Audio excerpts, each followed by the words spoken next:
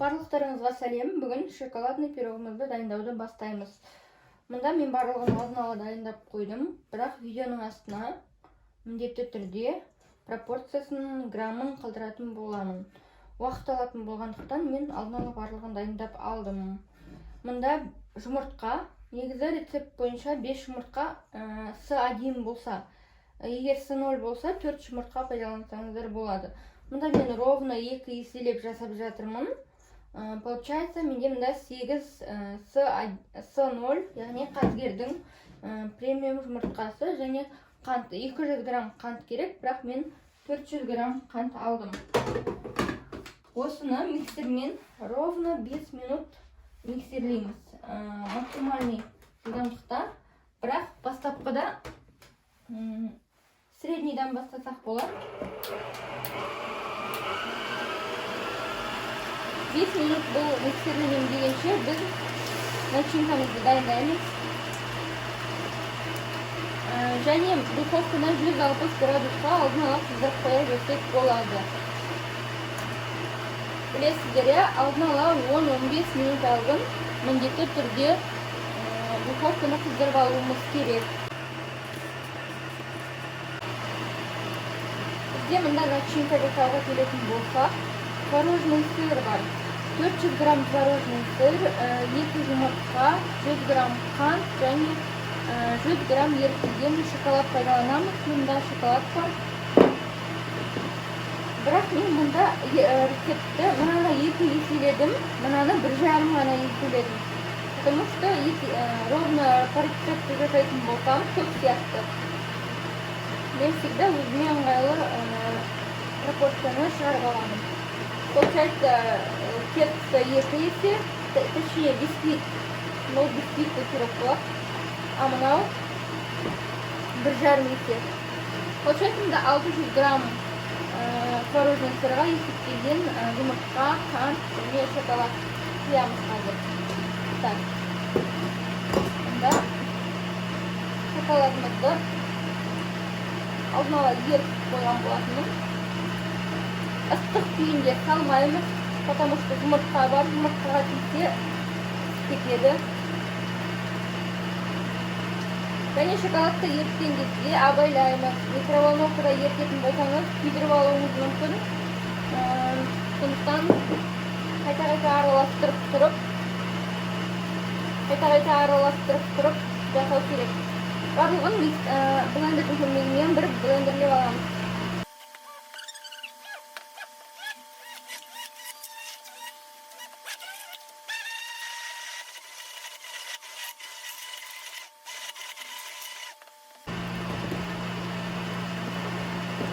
Міне осындай бізге шоколадный масса шығу керек.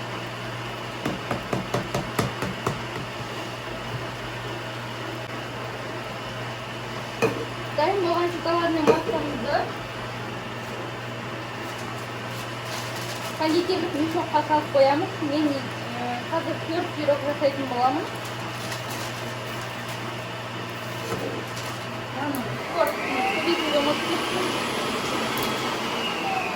Пока что видео не очень правильно, потому что нам дался карточку.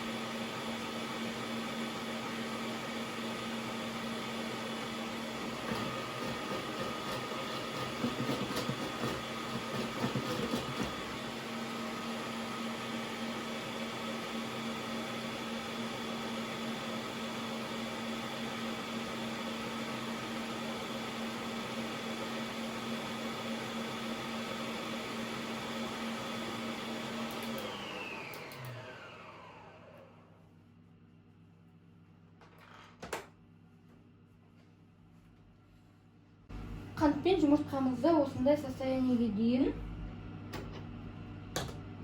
міне кішкене плотныйлау.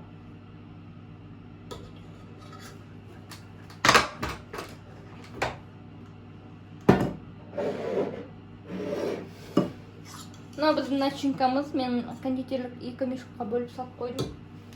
Міне осындай состояниеге дейін бару керек. Жаңа алып көрдім, кішкене сұйықтау болды. Мынау прям өзінің формасын вот із қалдырып тұр, көріп тұрсыздар ма?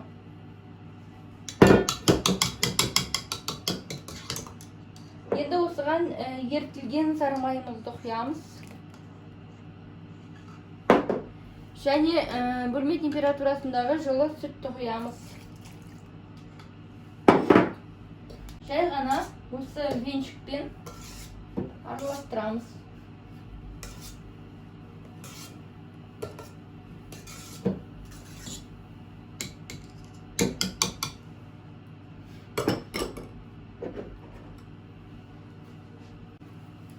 Келесі қадамның барлығын лопатканың көмегімен жасаймыз. Болды, миксерді қоспаймыз енді. Тағы бір араластырайық. Жаңа астыңғы жағында сүт, май ермей қалған болса, міне осылай араластырамыз. Көптеген бисквиттер осындай технологиямен жасалады. Мұнда менде 160 грамм ұн, 10 грамм қопсытқыш және 30 грамм какао болу керек. Яғни бір рецепт бойынша айтып тұрмын. Ал мен мұнда шамалы еселеп алдым. Мұнда 2 есе, яғни 320 грамм ұн, 60 грамм какао және 20 грамм разрыхлитель бар. Айта кететіні, бұл жерде какао ең маңыздысы. Какао жақсы болу керек. Чтобы бисквиттің дәмі, табиғи шоколадтың дәмі шығу үшін. Менде көптеген какаолар бар, әртүрлі кондитерский магазиндерден алдым. Пайдаланылмай тұрып, пакет болып пайдаланылмай тұрып. Мен потому что оларды пайдаланғым келмейді. Дәмі ұнаған жоқ. Осының барлығын осылай салып жібереміз. Астыдан үстіге араластырамыз.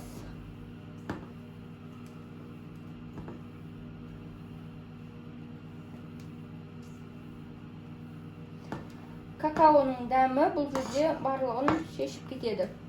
Маған Малайзияның какаосы ұнайды. Бұл жерде миксерді мүлдем қоспаймыз. Себебі мына егер бар ғой осылай жұмыртқаны көпіртіп алып, артынан тағы да миксерлейтін болсақ, жұмыртқаны көпірткеннің пайдасы болмайды. Бәрібір басып тастайды да миксер. Сондықтан осылай астыдан үстіге оңнан солға қарай араластырамыз.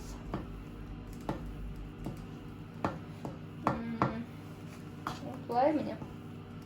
Астыдан үстіге оңнан солға қарай араластырып, бисквитімізді басып алмауымыз керек. Яғни бұл бисквитный пирог, жаңа айтып өткендей.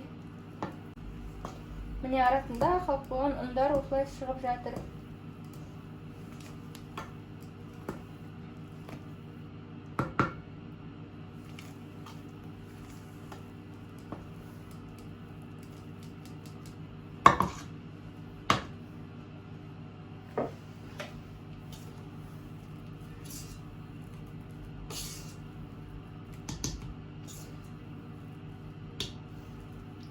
Негізі венчик пайдалану нежелательно.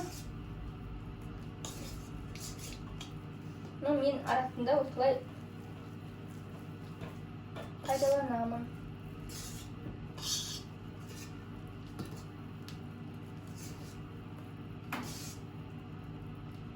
Барлығы араласты ма? Тексеріп жатырмын.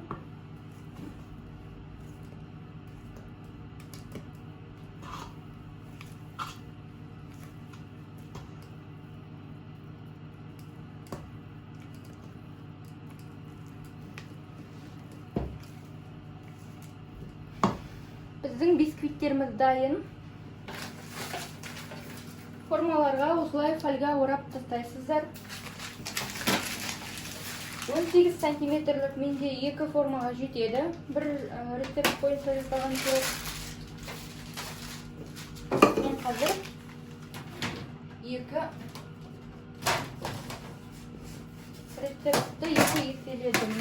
Қандай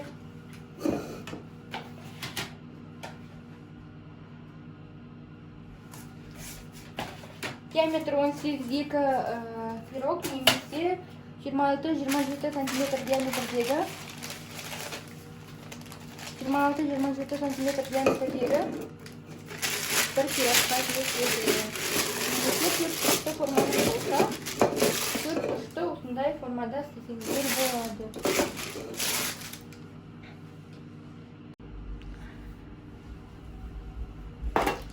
Қазір мына бисквитті біз кондитерлік мешокқа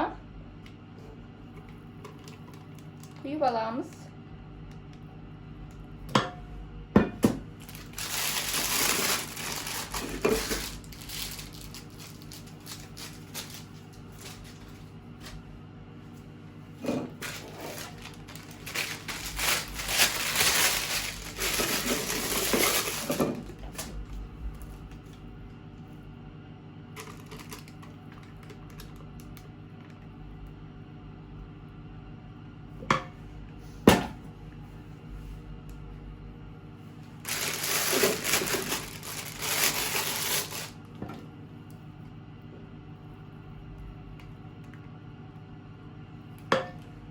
Осылай екі бөлікке бөліп аламыз.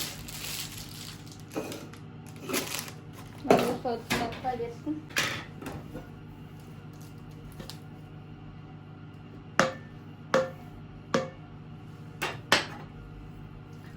Уже мен өлшеп құйғым келіп тұр.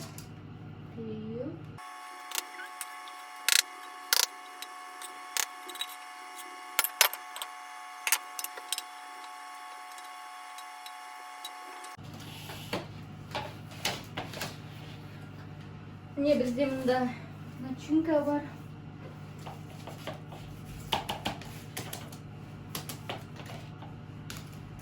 Астын тегістеп аламыз осылай. Енді начинкамызды құйып бастаймыз. Начинканы құю үшін бірінші жиегін белгілеп аламыз.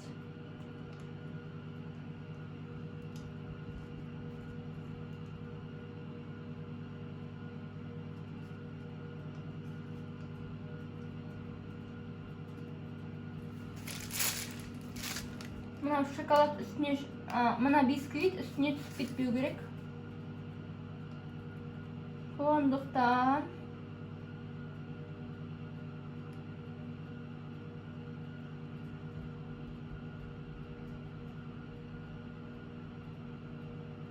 міне бисквитті үстіне шығарып жібермеуіміз керек.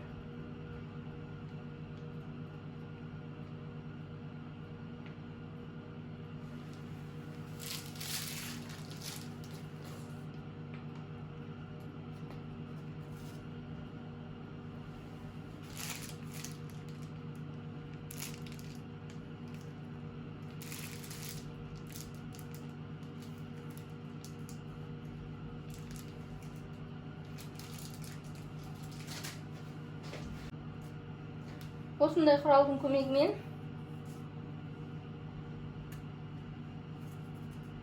тегістеп шығамыз.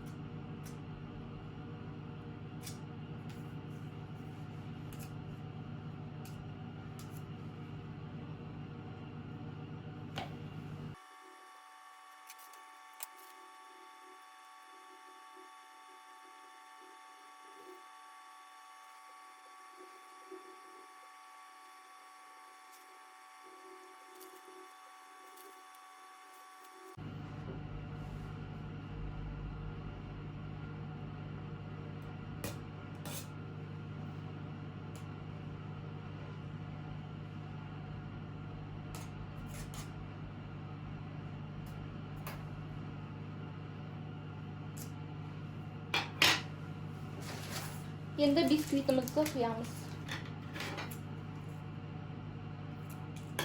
Бірінші жиегіне құйып шығамыз.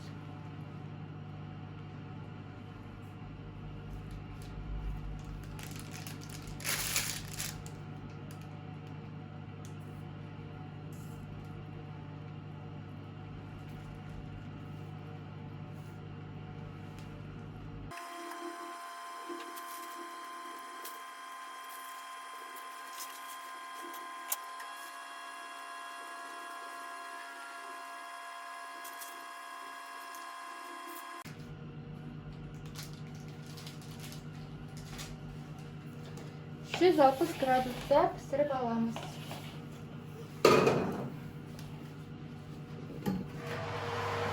Алдын ала қызып тұрған пеште міндетті түрде